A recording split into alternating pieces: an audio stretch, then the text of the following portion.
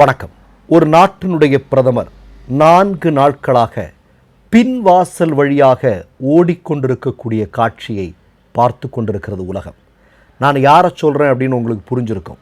இந்தியாவினுடைய பிரதமராக இருக்கக்கூடிய நரேந்திர மோடி அவர்கள் ஆர்எஸ்எஸ் சங்கபரிவாரங்களால் விஸ்வகுரு 56 இன்ச் என்று புகழப்பட்ட நரேந்திர மோடி கடந்த 4 நாட்களாக நம்முடைய இந்திய பாராளுமன்றத்தின் பின்வாசல் வழியாக போய்கொண்டிருக்கிறார் என்பதுதான் இன்றைக்கு ஊடகங்களுடைய மிக முக்கியமான செய்தியாக இருக்கிறது. வளைகுடா மண்ணில் 80க்கும் அதிகமான ஐரோப்பிய கம்பெனிகள் கலந்து கொண்ட சிறந்த ஆர்கிடெக்ட் போட்டியில் ரைசிங் ஸ்டார் பட்டம் வென்ற சாதனை தமிழர் நவீத் முகமது அப்துல் ரஹ்மான். அது மட்டுமல்ல, நேற்றைய தினம் இரவில் இந்திய மக்களில் பெரும்பாலானவர்கள் தூங்கியதற்கு பிறகு ஒரு வீடியோவை கொண்டு வந்து மோடி போடுறாரு. என்ன போடுறாரு? துரித நீதிமன்றங்கள், அது இது, மாணவர்களுடைய பிரச்சனை என்னுடைய சொந்த பிரச்சனை மாதிரி அப்படி இப்படின்லாம் சொன்னார். ஆனால் இன்றைக்கு காலையில் என்ன தகவல் வந்திருக்கிறது? அவர் வீடியோ போட்டதுக்கப்புறம் இந்தியாவில் இருக்கக்கூடிய மாணவர்கள் அவர்களுடைய போராட்டம் மிகப்பெரிய அளவில் தீவிரமடைந்து வருகிறது என்பதுதான் உண்மை. ஏன்னா நமக்கு எல்லாருக்கும் நல்லா தெரியும், கடந்த 13 வருடங்களாக இந்த மாதிரி ஓடி ஒளிந்து வீடியோ போடுவது மோடியினுடைய வழக்கம். ஆனால் வீடியோ போட்டுட்டு அடுத்த நாள்லேருந்து அவர் என்ன செய்வார் அப்படிங்கிறத 13 வருஷமாக நம்ம பார்த்துட்டு இருக்கிறோம். இதில் இன்னொரு செய்தியை உங்களுக்கு சொல்ல வேண்டி இருக்கிறது. அது என்ன தெரியுமா? தேசிய பாதுகாப்பு சட்டம் 1 வருடம் நீட்டிப்பு அப்படிங்கிற ஒரு செய்தி இன்றைக்கு வந்திருக்கிறது. எதற்காக இது? அதாவது உங்களை கைது செய்து சிறையில் போடலாம், விசாரணை எல்லாம் தேவையில்லை, தூக்கி கொண்டு போய் சிறையில் போடலாம். 1 வருஷம் உங்களால் வெளியே வர முடியாது. பயத்தின் உச்சியில் இருக்கக்கூடிய ஆர்எஸ்எஸ் சங்க பரிவாரங்கள் இந்த மாணவர்களுடைய போராட்டத்தை எப்படி ஒடுக்குவது என்று தெரியாமல் இருக்கக்கூடிய நேரத்தில் இந்த சட்டத்தை நீட்டிப்பு செய்வதன் மூலமாக இந்திய மாணவர்களை தூக்கி சிறையில் போடலாம் அப்படிங்கிற ஒரு நப்பாசையில் செயல்படுகிறார்கள். உங்களுக்கு ஒன்றை சொல்லிக் கொள்ள விரும்புகிறேன்.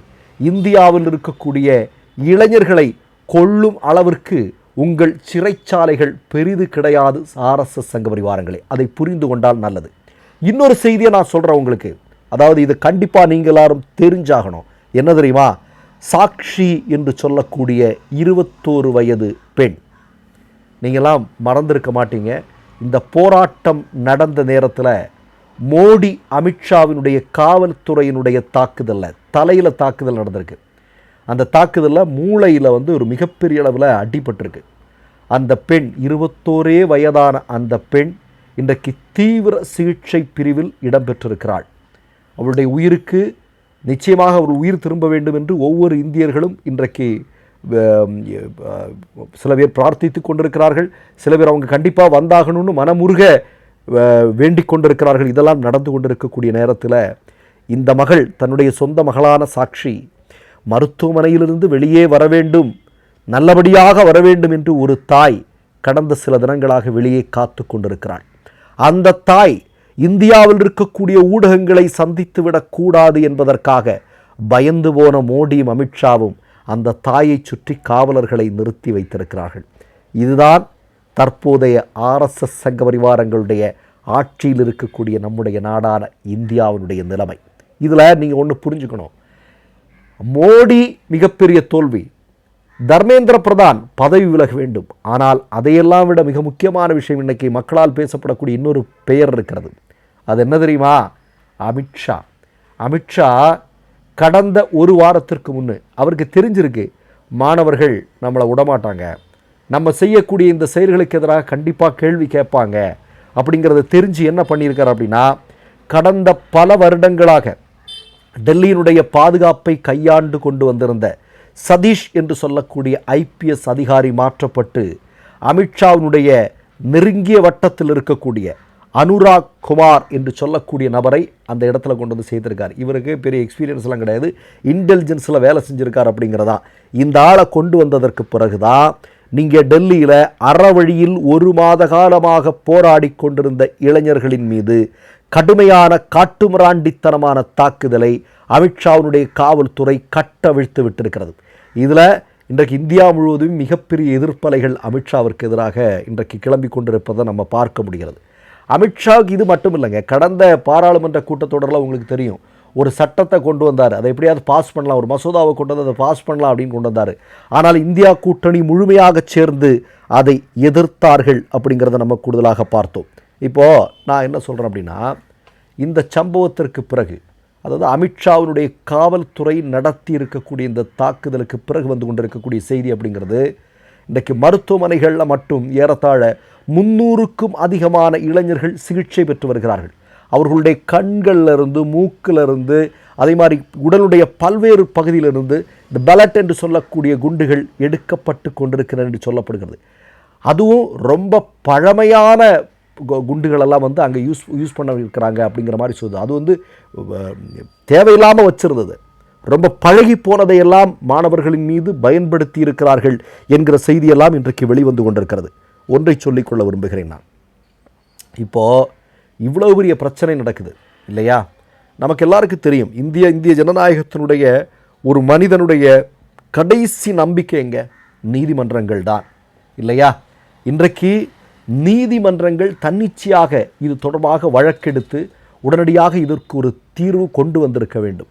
ஆனால் அதுவும் நடக்கலை அப்படிங்கிறது மிகப்பெரிய அதிர்ச்சியும் வேதனைக்குரிய விஷயம் என்பதையும் இந்த நேரத்தில் வந்து நம்ம பதிவு செய்ய வேண்டியிருக்கிறது. இப்போது இன்னொரு செய்தி ஒன்று வருகிறது. என்ன அப்படின்னு பார்த்தீங்கன்னா, ஊடகங்கள் வந்து பல ஊடகங்கள் இதை இருட்டடிப்பு செய்து கொண்டிருக்கிறார்கள். இந்த போராட்டத்தை பற்றி தெளிவாக சொல்லவே மாட்டேங்கிறாங்க.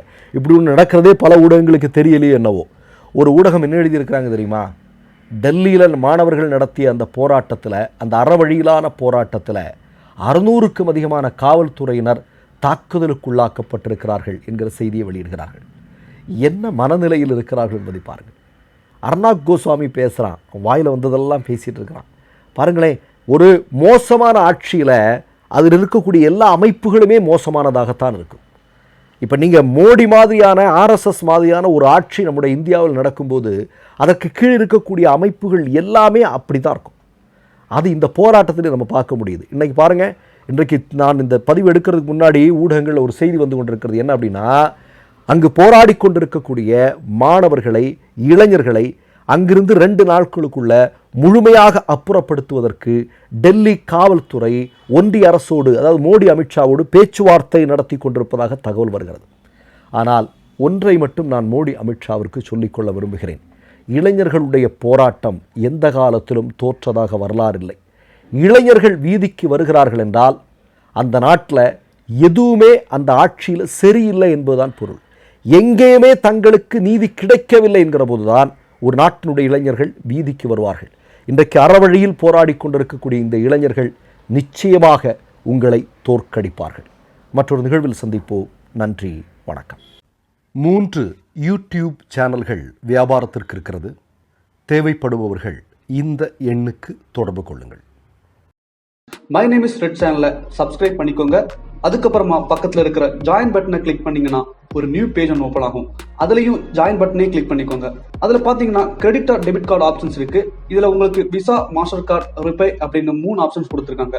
அதுல நீங்க எந்த கார்டு சூஸ் பண்றீங்களோ அந்த கார்டோட நம்பர் என்டர் பண்ணிக்கோங்க. அப்புறமா கார்டோட வேலிடிட்டி மந்த் அண்ட் இயரை டைப் பண்ணிக்கோங்க. அடுத்தபடியா உங்க கார்டோட பின்னால சிவிசி கோடுன்னு சொல்லிட்டு 3 நம்பர்ஸ் கொடுத்துருப்பாங்க. அந்த நம்பர் இதுல என்டர் பண்ணிக்கோங்க. அப்புறமா அட்ரஸ் அண்ட் இன்ஃபர்மேஷன் என்டர் பண்ணிட்டு பைங்கிற பட்டனை கிளிக் பண்ணிக்கோங்க. ஒருவேளை உங்க கார்டு நம்பர் இன்வாலிட்னு காமிச்சிச்சுன்னா உங்க கார்டுல இன்டர்நேஷனல் யூசேஜை எனேபிள் பண்ணுங்க.